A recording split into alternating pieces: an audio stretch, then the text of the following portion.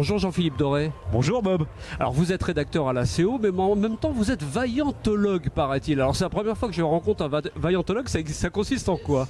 Alors ça consiste à suivre Michel Vaillant depuis qu'on est gamin, puisque j'ai eu mon premier Michel Vaillant en 1975, lundi de Pâques 1975 pour être précis. Et aujourd'hui je me retrouve pour Le Mans.org et aussi pour le magazine Spirit of Le Mans entre autres, à écrire des articles sur les 60 ans de Michel Vaillant. Donc vous êtes un spécialiste, ça on l'aura compris.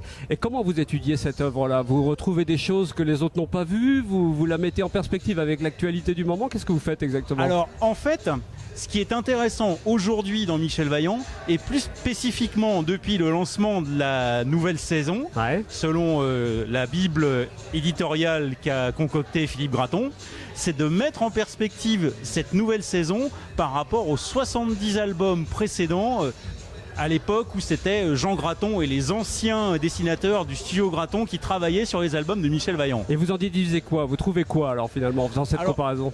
Ce qu'on trouve, ce sont notamment des références à certains gags récurrents de la saga Michel Vaillant. Je pense notamment à la gamelle en vélo du patriarche Henri Vaillant dans l'album L'honneur du samouraï, et qu'on retrouve dans la nouvelle saison de Michel Vaillant en train d'essayer un vélo électrique par exemple. Ah d'accord, donc c'est des clins d'œil à l'ancienne série qui sont faits par les créateurs de la nouvelle série, c'est ça? Exactement, et quand on est un lecteur un petit peu entre guillemets initié, c'est-à-dire quand on a des souvenirs précis de certains albums, de certaines séquences, de certaines situations et même de certains dessins, il y a toujours un petit sourire en coin qui se profile parce que c'est quelque chose qui parle non seulement à quelqu'un qui connaît bien la saga Michel Vaillant, mais qui peut être compris à plusieurs niveaux de lecture scénaristique. Un petit peu dans le style de ce que pouvait faire René Goscinny avec Astérix, par exemple. Okay. Et alors vous vous amusez aussi à traquer les personnages réels. Ça vous m'en avez pointé du doigt quelques-uns.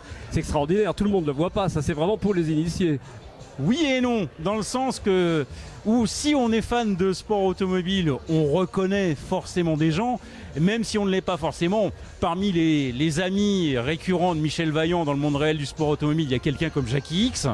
Et Jackie X, c'est un nom qui a largement débordé le cadre du sport automobile. Mais alors, ôtez-moi d'un doute, il vieillit pas dans la BD du coup, il reste figé à son âge, à son jeune âge. Voilà, d'autant plus qu'il est père de famille et qu'il a, c'est vrai, toujours la tête d'un jeune quadragénaire, je dirais. C'est ça, d'accord. Ok, je vous rends à vos occupations parce que là on est en pleine 24 heures du Mans et vous arrêtez pas de gratter et de faire des interviews. Donc je vous remercie infiniment pour celui-là, puis continuez votre vaillantologie alors. Merci Bob, à bientôt.